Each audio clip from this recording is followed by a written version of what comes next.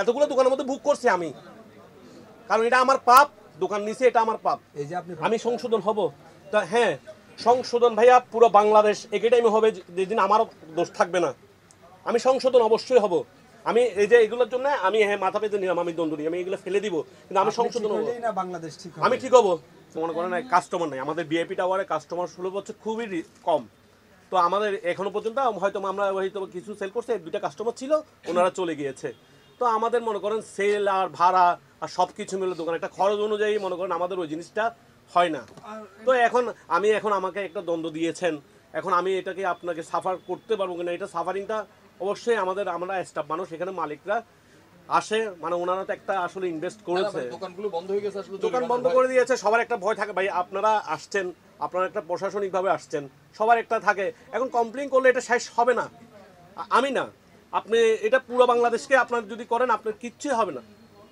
আপনার গোড়াটা আপনি বলেন যে আমদানিকৃত, হ্যাঁ আমার আছে, ইউনিলিভারের প্রোডাক্ট আছে, মমতাজ হার্বালের প্রোডাক্ট আছে, আমরা তো বেসিক্যালি সব প্রোডাক্ট রাখছি।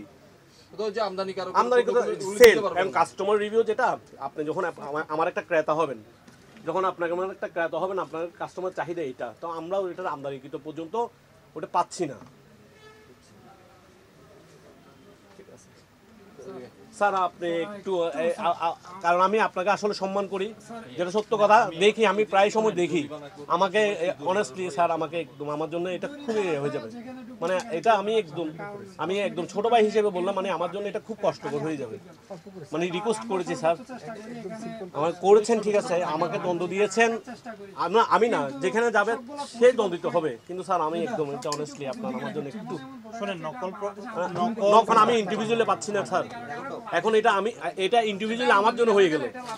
আপনি এখানে আসছেন, আমার সবাই আসছেন, ইন্ডিভিজুয়ালি দোষ আমার কাছে এসে গেছে। এটা হয়তো আমার এগুলো নিষিদ্ধ করেছে গণবিজ্ঞপ্তি দিয়ে, আপনার তো এগুলো তো আপনি জানেন, জানার পরও কেন রাখছেন?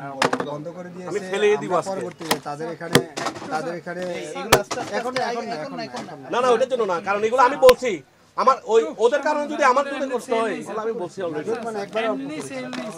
না জরিমানা তো আমি একদম প্লিজ আমি মনে হয় আজ 1000 টাকা সেল করি না, অনেস্টলি নামটা বলেন তো। আমি 1000 টাকা সেল করি না মানে আমি এটা রিকোয়েস্ট করতেছি, আমি একদম অনেস্টলি। আপনার ওইদিকে আমরা অভিযান করে গেছি এই মার্কেটে, ভাইয়া পরবর্তীতে আসলে তাদের এখানে জরিমানা হবে। আমি 1000 টাকা আমরা অনেস্টলি বললাম 1000 টাকা সেল করি না, অপরাধটা বিশেষ করে আপনার বিএসটি নিষিদ্ধ, আমি আজও স্যার 1000 টাকা সেল করি না, একদম অনেস্টলি, এটা মানে একদম বড় ভাই হিসেবে বলছি।